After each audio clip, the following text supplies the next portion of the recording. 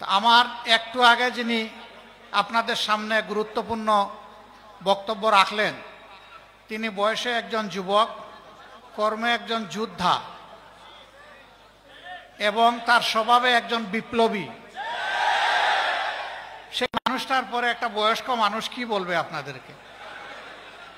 তবে না, আমি এটা বলতে পারি, বয়সে তার মতো যুবক না হলেও তার চাইতে আমি বড় যুবক, আলহামদুলিল্লাহ। দর্শক, মামুনুল হককে পাশে বসিয়ে আমিরে জামাত যে কথা বললেন, চলুন আমরা শুনে আসি।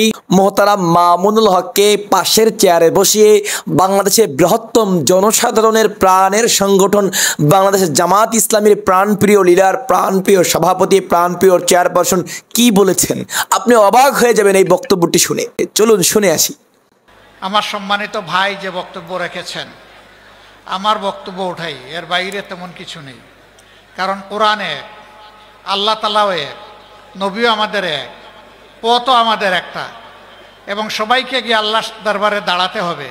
তারপরে একটা ঠিকানা যেটা পাই, ওটাও আমাদের সকলের কমন চাওয়া, আল্লাহর জান্নাত। কাজে এই কথার কোনো ভিন্নতা এখানে থাকবে না ইনশাআল্লাহ। এই বাংলাদেশ আমাদের প্রিয় জন্মভূমি, আল্লাহ তাআলার দান। পৃথিবীর কিছু দেশ আল্লাহ তাআলা আমাকে ঘুরানোর তৌফিক দিয়েছেন। এমন বরকতময় দেশ পৃথিবীতে খুব কমই আছে, যে দেশের মাটির উপর সবুজ, মাটির নিচে অফুরন্ত খনিজ সম্পদ এবং অন্যান্য মূল্যবান সম্পদ, পানিতে সম্পদে ভরা, পানির নিচে সম্পদে ভরা। শুধু একটা সম্পদের অভাবে আমাদের দেশ হামাগুড়ি খাচ্ছে। সেই সম্পদটা হলো অতীতে যারা দেশ শাসন করেছেন তাদের চারিত্রিক সম্পদের অভাব। যখনই তারা দেশ সেবার সুযোগ পেয়েছেন, তখন দেশের জনগণের সেবক না হয়ে তারা মালিকে পরিণত হয়েছেন। আলহামদুলিল্লাহ, ইতিহাসের এক যুগ সন্ধিক্ষণে আজকে বাংলাদেশ। আগামীতে নির্বাচন হবে, আমি নির্বাচন নিয়ে বেশি কথা বলব না। আমি আল্লাহ তাআলার কালামের একটা অংশ আপনাদেরকে স্মরণ করিয়ে সালাম দিয়ে বিদায় নিব ইনশাআল্লাহ। আল্লাহ রাব্বুল আলামিন কালামে হাকিম ধীরে ধীরে নাজিল করেছেন তার নবীর উপরে। সর্বশেষ আয়াতটি নাজিল হয়েছে হিজ্জাতুল বিদায় আইয়ামে তাশরিকের সময় মিনার ময়দানে। সেই আয়াতের একটা গুরুত্বপূর্ণ অংশ, সারাটা না। আউযু বিল্লাহি মিনাশ শাইতানির রাজিম। আল ইয়াওমা আকমালতু লাকুম দীনাকুম ওয়া আতমামতু আলাইকুম নি'মাতি ওয়া রাদিতু লাকুমুল ইসলামা দীনা।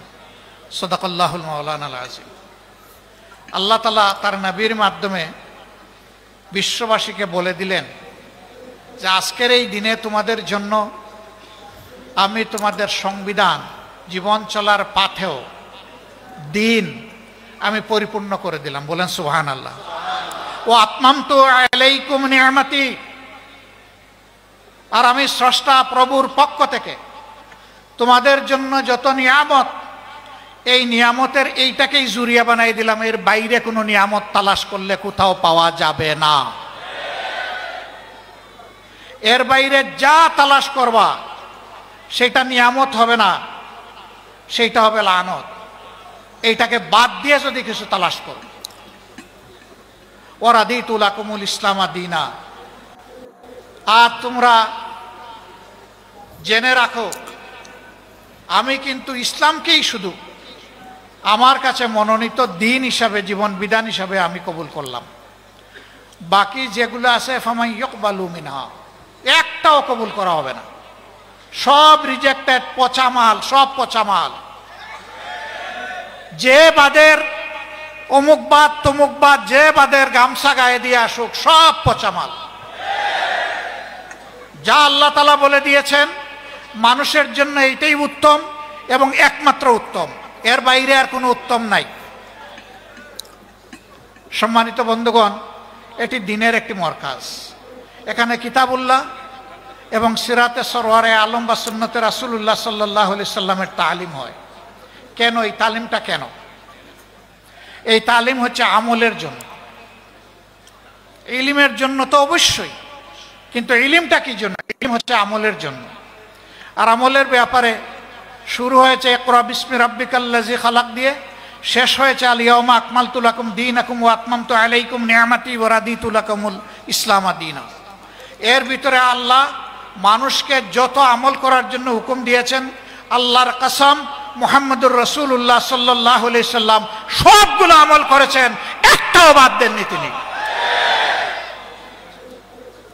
এমনকি আল্লাহর আয়াত ওমা খালাকতুল জিন্না ওয়াল ইনসা ইল্লা লিয়াবুদুন, আর আমি জিন এবং মানুষকে আমার ইবাদত ছাড়া অন্য কোনো প্রয়োজনে পয়দা করিনি। তার মানে জীবনে একজন মুমিন, একজন বিশ্বাসী যত কাজ করবে সেটা আল্লাহর ইবাদতের উদ্দেশ্যে করবে।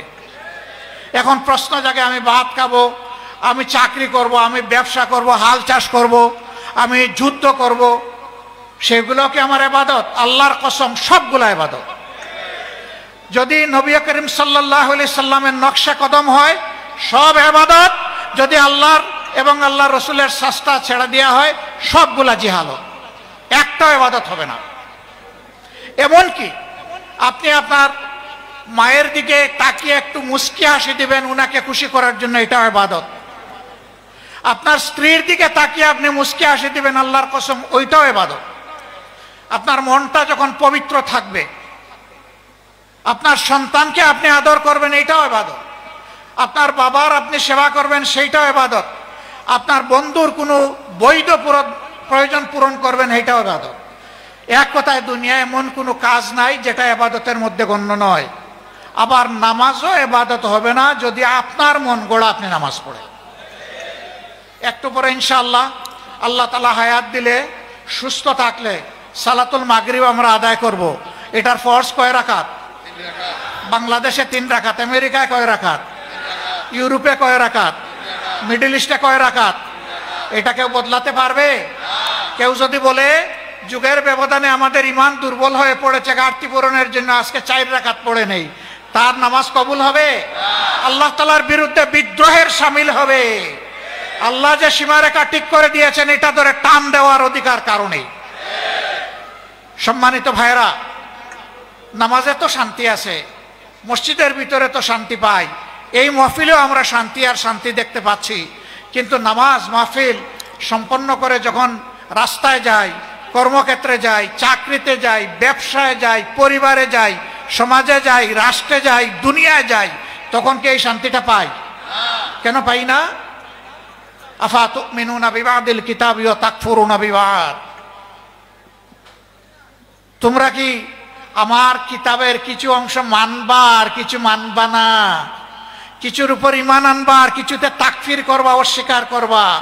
ফামা জাযাউ মান ইয়াফআলু যালিকা মিনকুম, তোমাদের মধ্য থেকে যে এরকম আচরণ আমার কিতাবের সাথে করবে, অর্থাৎ কিছু মানবে আর কিছু মানবে না, মতলবী মানা, সুবিধাবাদী মানা, ইল্লা খিজয়ুন ফিল হায়াতিদ দুনিয়া, তার জন্য আমার পক্ষ থেকে উপহার হচ্ছে আমি চরমভাবে দুনিয়ায় তাকে বেইজ্জত করব।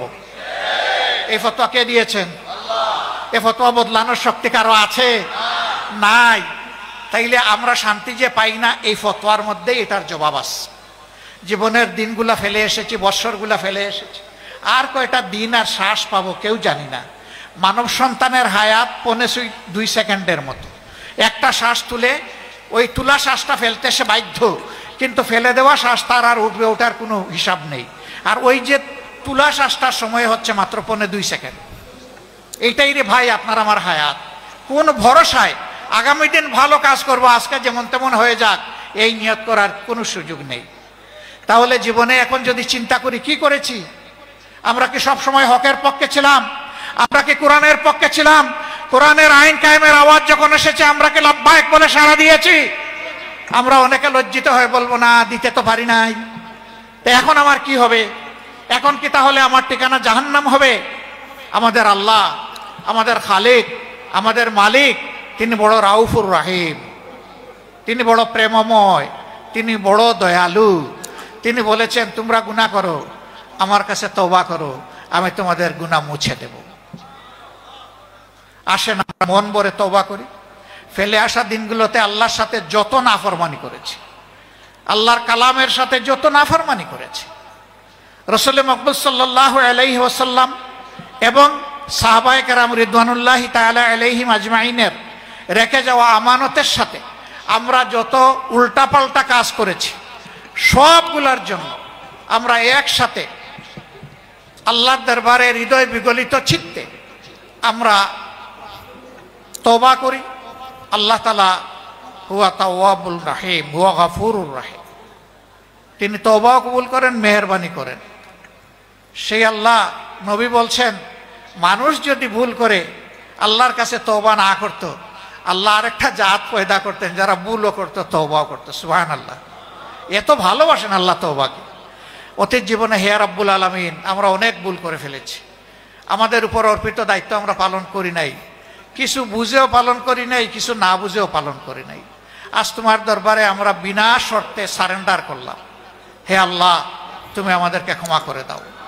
আস্তাগফিরুল্লাহ আল্লাযী লা ইলাহা ইল্লা হুয়াল হাইয়ুল কাইয়্যুম ওয়া আতুবু ইলাইহি ওয়া লা হাওলা ওয়া লা কুওয়াতা ইল্লা বিল্লাহিল আলিয়্যিল আযীম।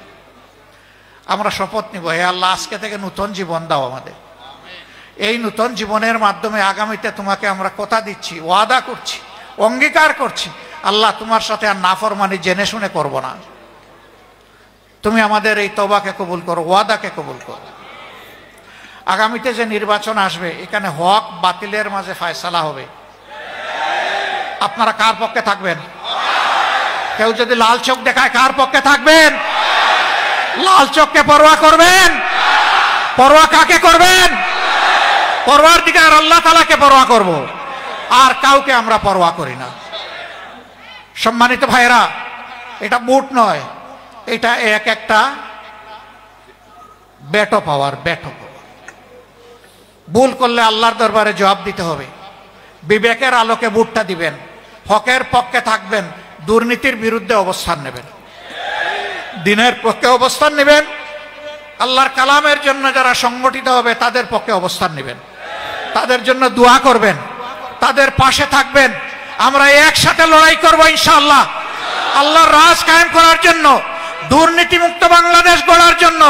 আমরা কারো সাথে আপোষ করব না। ওই বাংলাদেশ না গড়া পর্যন্ত আমরা থামবো না ইনশাআল্লাহ। আমাদের জন্য শুধু দোয়া করবেন, শয়তান যেন আমাদের মধ্যে কোনো বিভ্রান্তি সৃষ্টি করতে না পারে, শয়তান যেন লজ্জিত হয়ে পরাজিত হয়ে পালিয়ে যায়, মুমিনদের জন্য বিজয় হয়। আল্লাহর কসম, আমরা কোনো দলের বিজয় চাই না, আমরা আল্লাহ তাআলার দ্বীনের বিজয় চাই, আমরা জনগণের বিজয় চাই। এই মুসলিম জনগণ আর জালিমের হাতে নিষ্পেষিত হোক। হে আল্লাহ, তুমি এই বিপদ থেকে এই জাতিকে তুমি রক্ষা করো এবং জুলুমের বিরুদ্ধে দাঁড়ানোর তৌফিক তুমি দান করো। আল্লাহ তাআলার দরবারে সেই মুনাজাত করে নামাজের সময় আসন্ন আমাকে এখানে দাওয়াত করার জন্য আমি মহান রবের দরবারে শুকরিয়া আদায় করছি এবং এখানে বড় হুজুর ওনাকেও আমি আমার অন্তরের অন্তঃস্থল থেকে শুকরিয়া আদায় করছি। উনি যে মায়াবী দাওয়াত আমাকে দিয়েছিলেন, আজকেই জালকাঠিতে আমার এইরকম আরেকটা দাওয়াত ছিল, কিন্তু আমি কোনো অবস্থাতে ওনার এই দাওয়াতকে অগ্রাহ্য করার কোনো দুঃসাহস আমি দেখাতে পারিনি। আমি মহান আল্লাহর পর ভরসা করে চেষ্টা করেছি এখানে এসে হাজির হওয়ার। নিশ্চয়ই আপনাদের কোনো হক আমি আদায় করতে পারিনি, আমাকে ক্ষমা করবেন। আমার জন্য একটা দোয়া করবেন, একটা দোয়া চাইবো আপনাদের কাছে। আমি আল্লাহর জন্য, আল্লাহর দ্বীনের জন্য রক্তমাখা চাদর নিয়ে শহীদ হয়ে আল্লাহর দরবারে হাজির রাখতে চাই। জীবন তো একটা, জীবন তো দুইটা পাবো না, আর এই মৌত হচ্ছে সবচেয়ে লোভনীয় মৌত। এই রক্তের চাদর গায়ে দিয়ে ইয়ামুত তাগাবুনে, হার জিতের দিনে মহান রবের দরবারে দাঁড়াতে চাই। একটুখানি দোয়া করবেন আপনারা ইনশাআল্লাহ। এটা বড় দুর্বল হয়ে গেল। জাযাকুমুল্লাহু খায়রান, বারাকাল্লাহু ফি হায়াতিকুম। আসসালামু আলাইকুম ওয়া রাহমাতুল্লাহি ওয়া বারাকাতুহু।